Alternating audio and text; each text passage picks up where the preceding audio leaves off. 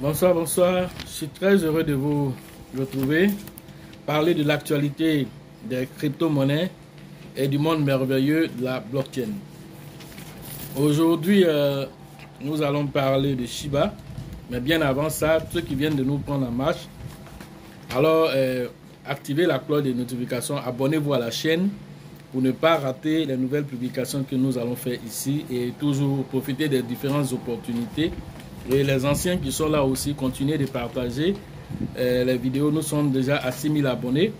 Voilà, il nous reste peu de temps pour atteindre les 4000. Voilà, comme je me suis donné 6 mois pour qu'on atteigne ce niveau-là. Alors, je compte sur vos partages pour qu'on atteigne ce niveau-là. Comme je l'ai dit, quand on va atteindre ce niveau, il va y avoir, comment on appelle, un cadeau qui sera donné à 2 personnes. Et ces 2 personnes auront la possibilité d'avoir une formation gratuite avec nous. Voilà. Quand on va atteindre ces 10 000 abonnés. D'accord. Donc aujourd'hui, nous allons parler de Shiba. Mais aujourd'hui, c'est en fait une piqûre de rappel. Voilà, c'est une piqûre de rappel aux gens qui continuent de diffuser des informations sans toutefois comprendre ce qu'on appelle l'interopérabilité, sans comprendre ce qu'on appelle les différents protocoles entre les blockchains. Et donc, le Shiba lui-même vient de faire une annonce sur son Twitter officiel. Ils viennent de faire une capture d'écran dont ils ont eu des échanges avec CoinMarketCap. Vous avez déjà parlé de ça ici. Le Shiba a des petits soucis avec CoinMarketCap. Plus de 20 messages avaient été écrits sans résultat. Et donc, tellement ils ont harcelé aussi CoinMarketCap, a fini par répondre à leur mail. Et donc, ils ont fait cette capture d'écran pour mettre sur la page que vous pouvez aller regarder. Comme c'est une capture d'écran, nous, avec la technologie, on a pu extraire les informations de cette capture d'écran et nous avons traduit et nous avons essayé de vous lire. Aujourd'hui, je ne vais pas vous faire un résumé. Je vais vous lire littéralement ce qui est là. Ce qui a été écrit, je vais vous lire littéralement. Pourquoi? Parce que je veux que ça soit clair dans les esprits de tout le monde. Ce n'est pas de ma bouche, c'est sorti. Hein. Ça, c'est l'administration Shiba Army qui a posté cela pour expliquer aux gens qui passent leur temps à dire BP20 est ceci, l'autre est ceci. Non. Ils expliquent clairement, comme j'avais déjà dit dans ma vidéo précédente où j'avais expliqué c'est quoi l'interopérabilité entre les chaînes. Et que c'est pas parce que le ERC20 est officiellement, comment on appelle, le protocole qui a été choisi parce que le Shiba est natif de la blockchain Ethereum et que les autres ne sont pas utiles. Voilà, seulement qu'il y a des choses à donner comme information dans leurs utilisations. Et c'est ce que le Shiba a fait ici. Donc, la publication du 18 janvier 2022 pour diffusion immédiate, mise à jour de la communauté. Shiba englobe le meilleur de la communauté et de la décentralisation. Voilà, notre philosophie et la structure actuelle de la race orientent également le fait d'être au top du potentiel. Les risques et l'atténuation des dangers dans l'espace comprend les fondamentaux qui pourraient impacter les investisseurs tout en les éduquant chacun. Celui qui soutient l'écosystème joue un rôle important. Voilà. On poursuit. À partir de maintenant, CoinMarketCap affiche comme message sur la page Shiba. Veuillez noter que les adresses de contrats non ETH sur cette page sont des trous de verre conçus, la partie est très importante, conçus pour faciliter les transactions interchaînes. Répétez la partie interchaîne de la version encapsulée de cette crypto. Si vous comprenez. Et donc, pour dire que le Shiba, bien qu'il ait été indexé sur Ethereum, créé à partir de la blockchain Ethereum, il existe ce qu'on appelle, comment on appelle, l'interchaîne, c'est-à-dire que la collaboration entre les blockchains. Et donc, dans cette collaboration, certains contrats ont vu le jour, tels que le BP20 et celle de Solana, etc. et tout ça, qui permet cette interopérabilité entre les blockchains. Mais officiellement, voilà le ERC20 qui est indexé. Donc, voilà pourquoi Binance, étant le propriétaire de la blockchain Binance Smart Chain, a émis le BP20 pour faciliter cette interopérabilité.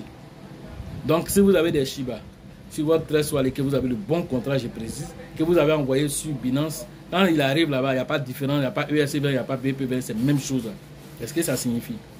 Si vous voulez faire sortir maintenant de Binance, on va vous demander, vous voulez sortir ça en version ERC20 ou en version BP20, n'est-ce pas? Et donc, en ce moment, vous allez choisir maintenant dans quelle version, en tenant compte des frais. Si c'est ERC20, les frais sont énormes. Si c'est BP20, les frais sont moindres. Je poursuis. Cela dit, les tours de verre, les interchaînes sont très populaires. En 2021, en raison du règlement de l'accès blockchain à blockchain, comme Ethereum, Terra, Binance Smart Chain, Solana, Polygon, pour interagir les uns avec les autres.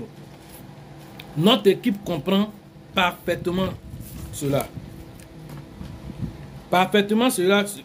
Notre équipe comprend parfaitement cela et comprend ce que cela signifie et comment cela fonctionne. De plus, lorsque nous rencontrons des chaînes croisées, nous tenons compte des risques associés et des vulnérabilités sécuritaires. Il n'y a pas si longtemps, Vitalik de la fondation Ethereum a fait part de son commentaire. Voilà ce que Vitalik a dit. Mon argument pour exprimer pourquoi l'avenir sera multi-chaîne, mais pas cross-chaîne. Il dit, lui, il pense que l'avenir de la blockchain sera multi-chaîne, mais pas cross-chaîne. Multi-chaîne, il y aura plusieurs chaînes. Vous comprenez, il y aura plusieurs chaînes qui vont interagir un peu. Mais cross-chaîne, c'est-à-dire que les chaînes croisées, il y a des risques.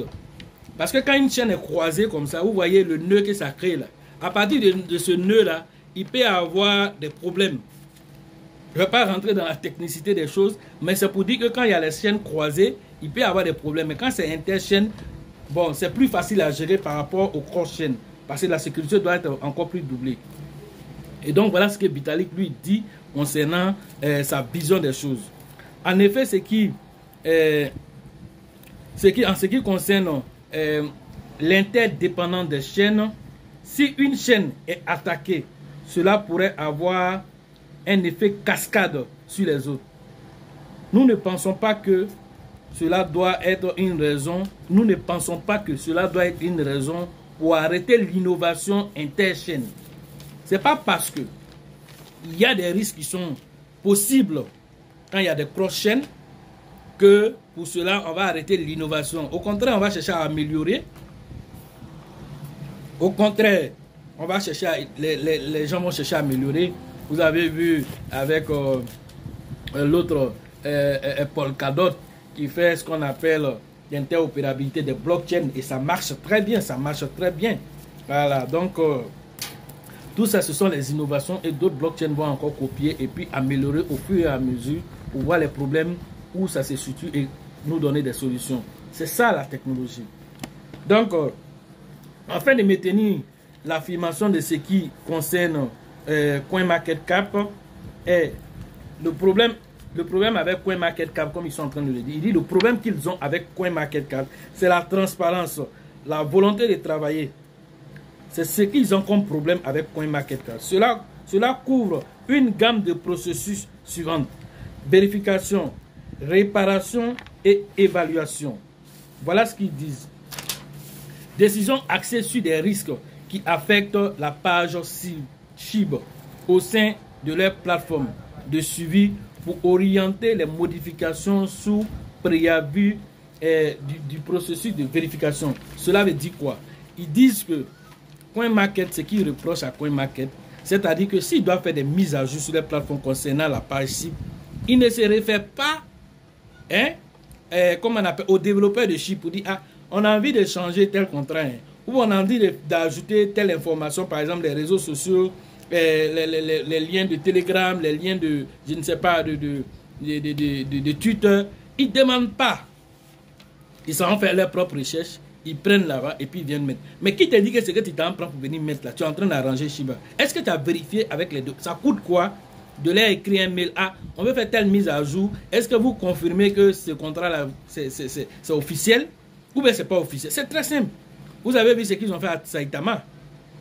Vous avez vu ce qu'ils ont, ils ont pris un truc ancien qui sont venus placader pour dire, voyez, Saitama, le propriétaire de Saitama a eu tel information, tel comportement. Et donc, ça fait chuter la pièce. Bon, une chose que vous aurez pu vérifier pour voir si c'est une information qui est à jour et si ce n'est pas à jour. Bon, vous prenez placader sur une plateforme qui est suivie par des millions de personnes. Et donc, les panic sells, ils vont regarder ça et puis ils vont commencer à paniquer. Hein? Donc, voilà des choses qu'il faut vraiment améliorer au niveau des points market cap. Et donc, s'ils ont commencé à collaborer, c'est ce que le Shiba a dit, que désormais, ils ont commencé à échanger avec eux. Donc, ils sont dans un processus d'échange pour vraiment faire les mises à jour. La première des choses déjà, c'est qu'ils ont indexé déjà. Le Shiba a envoyé le contrat officiel de Shiba avec la blockchain Ethereum, le contrat de Bone et le contrat de Leash. Les trois ont été envoyés à CoinMarketCap. Voilà nos contrats officiels. Voilà nos contrats officiels. Tous les autres contrats qui vont venir sont des interchaînes. Voilà, mais ce n'est pas ce que nous on a créé. Il faut que ça soit clair dans la tête des gens. Ça ne veut pas dire que si tu veux utiliser mon réseau pour travailler, mais il faut que tu saches que ici, le propriétaire de la maison, là, c'est moi d'abord. Tu peux venir, voilà, squatter à côté, mais il faut savoir que ici, le propriétaire. C'est ce qu'ils veulent dire. Il n'y a rien de compliqué dedans. Il n'y a rien de compliqué dedans. Et donc, c'est ce que CoinMarket n'avait pas compris. Et Dieu merci, comme ils sont en train de rectifier, parce qu'à un moment même, il y avait eu, comment on appelle, au niveau des mises à jour du nombre de pièces en circulation, le Shiba et le CoinMarketCap ne se sont pas entendus sur ça. CoinMarketCap a donné un chiffre qui était avec des trillions de plus dessus par rapport à ce que Binance, par rapport à ce que Shiba avait lui son calcul en tenant compte de tous les burns qui ont été faits. Parce qu'eux suivent de près l'évolution du Shiba. Mais ils ont dit, c'est pas grave. Si vous pensez que c'est ça qui est le chiffre exact, confirmez-nous simplement que on a telle quantité de pièces en circulation. C'est tout ce qu'on a besoin. Si vous confirmez ça là, de ce chiffre-là, nous on va atteindre le top 3. Qui est vers le top 3? C'est Binance ou bien USDT qui sont là-bas. Et plus de 150 milliards de market cap pour que le Shiba atteigne le top 3. Pour aller bousculer ces personnes, ces plateformes qui ne sont pas des petites plateformes. Mais c'est ce que Satoshi Kusama a dit.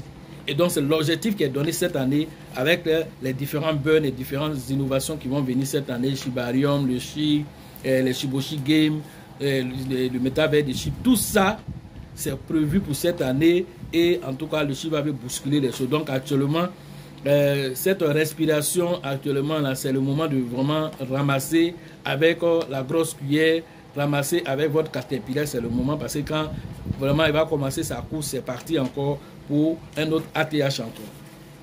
Donc voilà les informations que nous avons voulu donner. Pour ceux qui sont des détracteurs ou bien qui ne savent pas c'est quoi le protocole de fonctionnement, ça c'est ce que le Shiba lui-même vient de dire. On est officiellement ERC20, mais on travaille avec d'autres chaînes de blocs qui ont leur protocole. Mais c'est clair et c'est compris de tous. J'espère qu'on ne va plus revenir encore sur ce sujet-là. Voilà, on doit avancer. D'accord. Donc, concernant maintenant l'actualité, Baby Doge, toujours, Baby Doge, il ne joue pas, vous comprenez. Donc, Baby Doge, le temps que le Shiba est en train de respirer, lui, il est en train de travailler d'abord, voilà, avant que le vieux père vienne sur le marché. Donc, voilà, Baby Doge a atteint 800 000 followers dans son Twitter. Voilà, 800 000 personnes suivent le Baby Doge. Voilà, sans oublier qu'il a atteint déjà, hein, on n'a même pas quoi atteint février, le Baby Doge a déjà 1 300 000 holders déjà. Ça veut dire que d'ici la fin de cette année-là, ne soyez pas étonnés de voir le nombre d'holders à 2 millions, peut-être à 3 millions. Avec comment on appelle cette montée, peut-être qui est en train de venir. Voilà, donc parce que chaque fois le Baby Doge explose lui-même son propre ATH. Actuellement 8,06 et très bientôt il pourra avaler même 1,0. Voilà les informations pour dire que vraiment, vous qui avez raté le Shiba, maintenant vous pouvez prendre des baby doge, vous pouvez avoir même des milliards. Si vous traînez encore les pas ici encore, au moment où vous allez vous décider pour venir, ce serait des millions de pièces que vous pouvez payer parce que le prix des milliards de pièces sera énorme. Voilà, donc voilà ce que je peux vous dire. Autre information, crypto.com vient d'avoir aussi un hack. C'est dommage.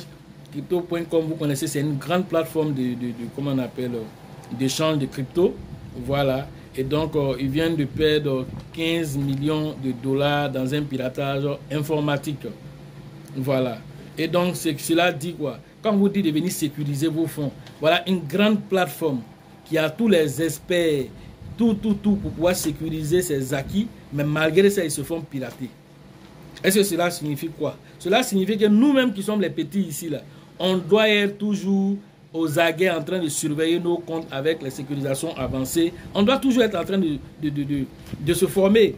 Pourquoi? Parce que les mises à jour que nous faisons, comment on appelle, les sécurisations que nous faisons, il faut toujours chercher. Si demain il y a une autre formule encore, à part celle que je montre au cours, on va encore en venir actualiser. Et c'est comme ça, on doit être permanemment en train de chercher. Parce que ces pirates-là ne s'arrêtent pas. 15 millions de dollars ont été dérobés et ce n'est pas un petit site. Hein? Et toi, tu es assis là, on te dit de venir te former. Tu es là, tu tournes. Lorsque le pire va arriver, c'est là que tu vas courir pour aller chercher de l'argent pour venir faire. C'est dommage, quoi. C'est dommage. Coinbase aussi a fait aussi un partenariat avec Mastercard. Et donc, ce partenariat vise principalement l'achat des NFT avec les utilisateurs ordinaires. C'est-à-dire permettre aux utilisateurs ordinaires de payer des NFT.